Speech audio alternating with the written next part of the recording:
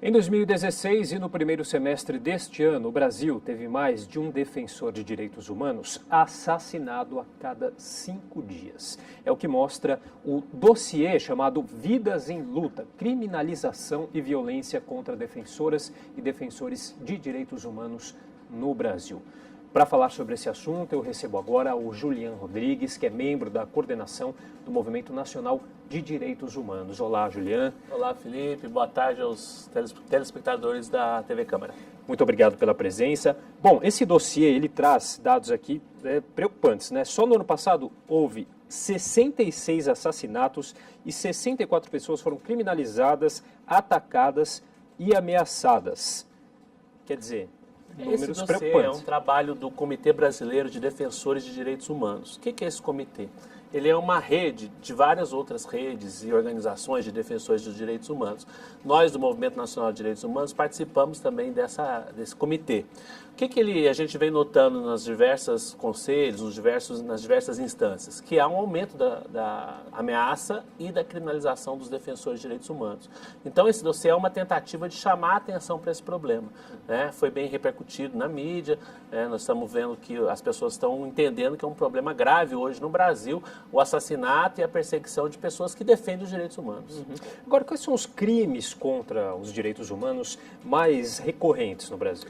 Na verdade, o dossiê ele fala do assassinato de pessoas que denunciam esses crimes. Por exemplo, na questão dos conflitos agrários, há um aumento do assassinato de pessoas que defendem o sem terra, né, que defendem as pessoas que, por exemplo, nos grandes empreendimentos, como usinas, como barragens, né? Há sempre um conflito com os moradores locais, então há defensores que são ameaçados, principalmente conflito de terra, no norte do Brasil e em alguns estados do sul, isso é um dos eixos, né?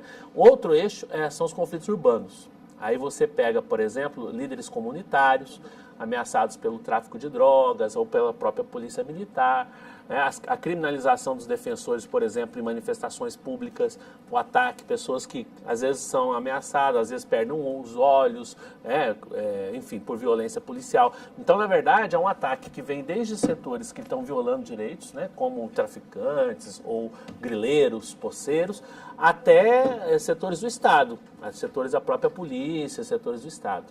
O que são esses defensores que a gente tanto fala dos direitos humanos? Pessoas de vários tipos. Você tem, por exemplo, religiosos ligados à Comissão Pastoral da Terra, você tem ativistas, por exemplo, do movimento LGBT, do movimento comunitário, do movimento do sem terra, do movimento dos atingidos por barragem.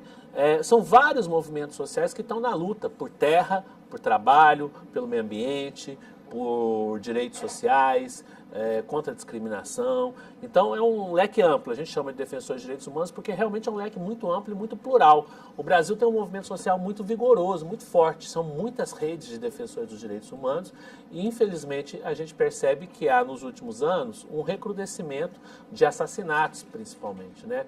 O Brasil tem um dado que é muito triste, nós temos 600 mil pessoas presas, então aumentando muito o nível de encarceramento e ao mesmo tempo 60 mil homicídios por ano. É uma taxa de guerra, é uma taxa altíssima de assassinatos. Então os defensores, do ponto de vista do grande número de pessoas assassinadas no Brasil, é uma ponta do iceberg, mas mostra que nem aquelas pessoas que são advogados, ou que são religiosos, ou que são ativistas, ou que são professores, que estão na frente da luta, nem essas estão protegidas. Mesmo essas pessoas estão na mira de grileiros, na mira de pessoas que querem fazer violação de direito e passa por cima de todo mundo. Né? E ao mesmo tempo que esses crimes vêm aumentando, né, aqui segundo uma matéria do UOL também, do dia 4 agora de julho, diz que só esse ano já foram 37 casos de defensores de direitos humanos que foram mortos no Brasil. Isso sem contar números aí subnotificados, né? E, por outro lado, as verbas para essa questão em defesa, né, na proteção desses defensores, vem diminuindo, o que foi também destaque aqui numa reportagem do jornal Estadão, também de quarta-feira, de ontem, né? Que diz o seguinte, o plano de proteção a testemunhas tem redução no país. A Rede Federal de Proteção de Pessoas Ameaçadas de Morte chega aos 18 anos sem fôlego para acompanhar o ritmo de aumento da violência. Uma verba aqui que era prevista de um pouco mais de 11 milhões de reais, por Programa de Proteção de Vítimas e Testemunhas e que será executado no máximo 2,6 milhões até o final desse mês, segundo a Secretaria Especial de Direitos Humanos. Esse programa, a qual a matéria do Estadão se refere, é o chamado PROVITA, ele é um programa de defensores de proteção de testemunhas. Você também tem o PPCAM, que é um programa de proteção de crianças e adolescentes, testemunhas, e um programa de proteção de defensores. Todos esses programas, eles são programas que vinham se consolidando com dificuldades nos últimos 10, 15 anos. E depois das medidas do governo Temer, todos esses programas estão muito ameaçados. Por quê? Porque há um corte generalizado de verbas públicas. Vocês vejam as notícias. Anteontem foi os passaportes. Ontem a Polícia Rodoviária. Quer dizer, todos os setores do governo vão estar ameaçados. É insustentável esse corte de recursos que o governo está promovendo. Então, no caso do programa PROVITA, ele é um programa que é o seguinte: você pega pessoas que testemunharam contra crimes, por exemplo, de policiais civis ou militares, crimes, e as pessoas têm que sair do Estado, porque senão elas são mortas. Então, é uma logística complexa, que você tem que mudar o nome da pessoa, proteger. Então, um programa muito importante que deveria se ampliar, tanto o PROVITA, quanto o PPCAM, quanto o Programa de Defensores, para proteger essas pessoas, né? No caso do Programa de Defensores, então, ele é um dos mais frágeis e ele deveria ser um dos mais fortes, que é o seguinte: você tem que garantir que aquela pessoa que está ali na ponta denunciando as violações, que ela não seja atingida por quem está promovendo as violações. Então o Estado tem que proteger essas pessoas, porque elas estão fazendo uma ação pública que é de interesse social. Por exemplo, no caso dessas mortes no Norte, são pessoas que estão envolvidas defendendo o direito do sem terra, dos indígenas, há muita morte dos indígenas, conflitos com relação a conflitos de terra, principalmente no Centro-Oeste. No Norte, aqui, Rondônia, você tem vários conflitos, né?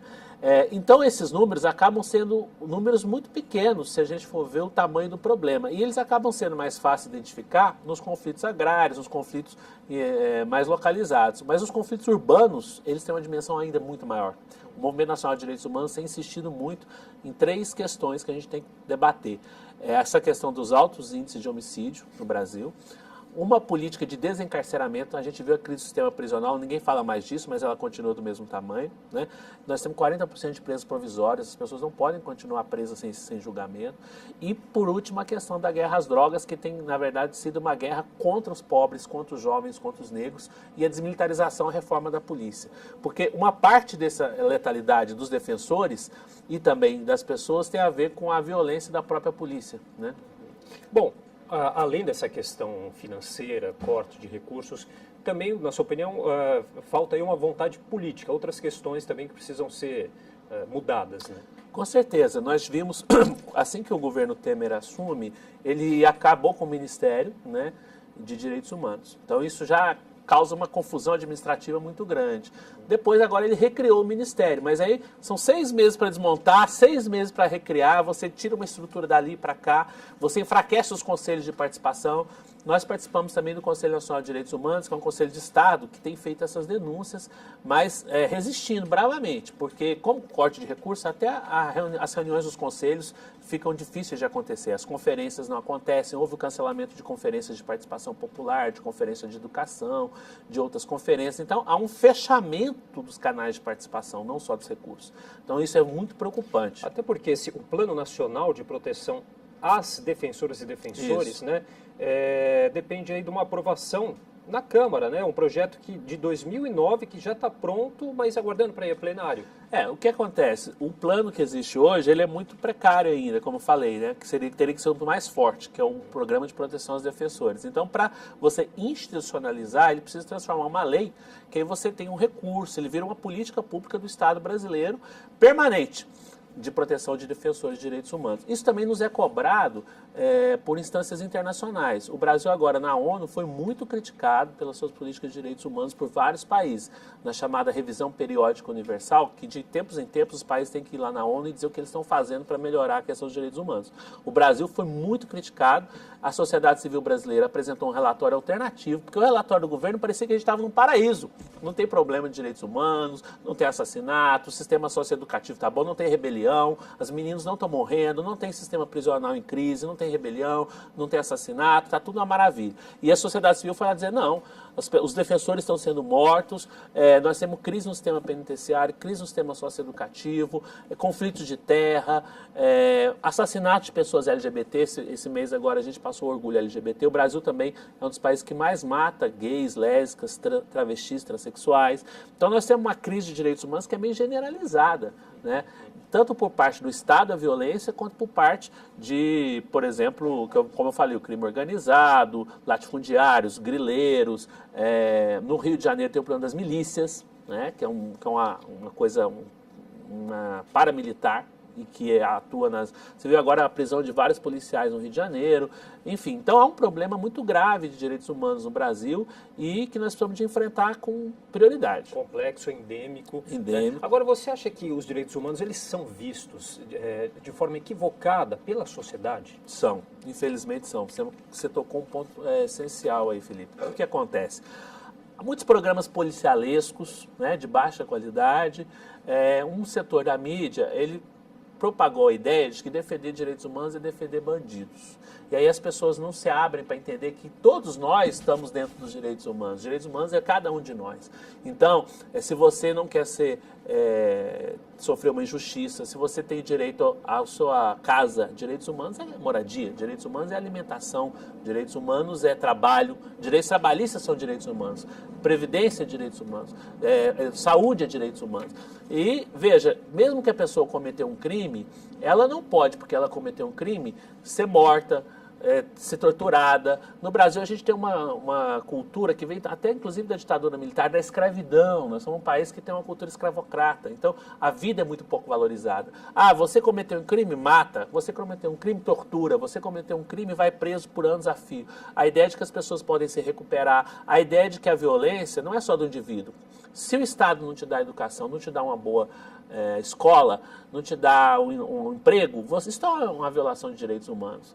Então, a violência ela gera também pela desigualdade social, pela falta de políticas públicas. Então, tudo isso é direitos humanos. As pessoas acham que direitos humanos é uma coisa meio de gente chata. Não, direitos humanos é para um bem da sociedade. É contra a tortura, é contra a discriminação. É a favor dos direitos das pessoas com deficiência, é a favor dos direitos das pessoas LGBT. O direitos humanos é muito amplo, é uma coisa que a gente tem que conhecer mais. Eu tenho muito orgulho de ser militante de direitos humanos porque é uma coisa muito ampla, muito séria e o Brasil precisa de encarar esse debate. É um país muito desigual e muito violento. Ok, bom, Juliano, nosso tempo já está acabando. Queria agradecer muito a sua participação. Obrigado também. Parabéns pela pauta, uma pauta importante pelo espaço. Ok, muito obrigado a você. Eu conversei aqui com o Juliano Rodrigues, que é membro da coordenação do Movimento Nacional de Direitos Humanos.